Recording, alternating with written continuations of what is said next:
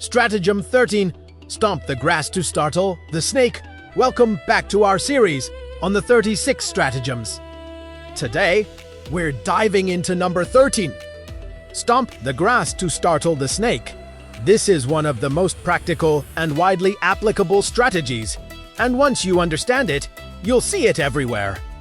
At its core, this stratagem is all about testing the waters before you jump in. It's about creating a small, calculated disturbance to see what comes out of hiding. Imagine you're walking through a field with tall grass. You can't see what's lurking beneath your feet. There could be nothing. Why do you though?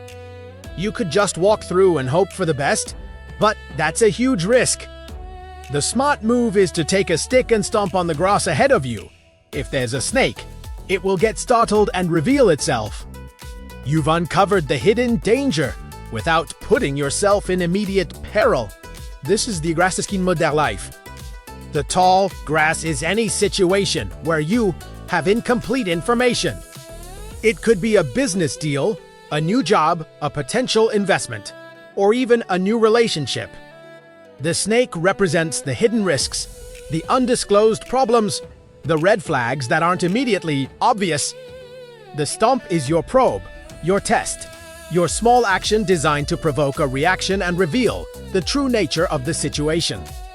Let's look at a classic business example: negotiations. You're trying to close a deal with a potential partner. Everything seems great on the surface. They're saying all the right things, but you have a nagging feeling. Instead of just signing the contract, you stomp the grass. You might introduce a slightly inconvenient but reasonable request. For example, you might ask for a more detailed breakdown of their financials or suggest a stricter penalty clause for missed deadlines. How they react is incredibly telling. If they're genuine and confident in their ability to deliver, they might negotiate the point, but they'll be transparent and work with you. But if they're hiding something, this small probe might trigger a disproportionate reaction. They might become defensive, evasive, or even hostile. That's the snake revealing itself. You've just learned something crucial that a standard, polite conversation would never have uncovered. You've used a small test to expose a big risk. This stratagem is also invaluable in hiring. A resume and a polished interview can be deceiving, so you stomp the grass. You give the candidate a small, practical test related to the job. It doesn't have to be a huge project, just a task that requires them to demonstrate their actual skills. A candidate who talked a big game but lacks the substance might struggle or make excuses. A truly skilled candidate will likely appreciate the opportunity to showcase their abilities. Their response to the test tells you more than their resume ever could. Think about investing. Before you pour your life savings into a guaranteed opportunity, you stomp the grass. You ask the tough, skeptical questions. You talk to other investors. You ask to see audited reports. You do your due diligence. If the person promoting the investment gets annoyed by your questions or tries to pressure you into acting quickly without thinking, that's a massive red flag. The snake is hissing.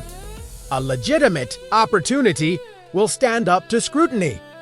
This isn't just about business and finance. It applies to our personal lives, too. When you're getting to know someone, whether a friend or a potential partner, you can use subtle probes. You might bring up a difficult topic to see how they handle disagreement. You might observe how they treat service staff when you're out for a meal. These aren't manipulative games. They are observations. You're creating small situations to see their true character, their values, and their emotional maturity. Their reactions, especially when they think no one is testing them, are pure, unfiltered information. However, like any powerful strategy, there's a risk. The main danger is provoking a reaction when there was no threat to begin with. If your stomp is too aggressive or comes across as accusatory, You can damage a perfectly good relationship or business deal. You might create mistrust where none existed. Stomping the grass to find a snake is different from setting the whole field on fire. The key is to make your probe subtle, low risk, and proportional. The goal is to gather information, not to start a fight. So, how do you apply this effectively? First, identify the tall grass in your life, the areas of uncertainty that carry potential risk. What are you not seeing? Second, design a stomp. This should be a small, low-cost experiment or question. For a new business partner, it might be asking for a minor change in the contract terms.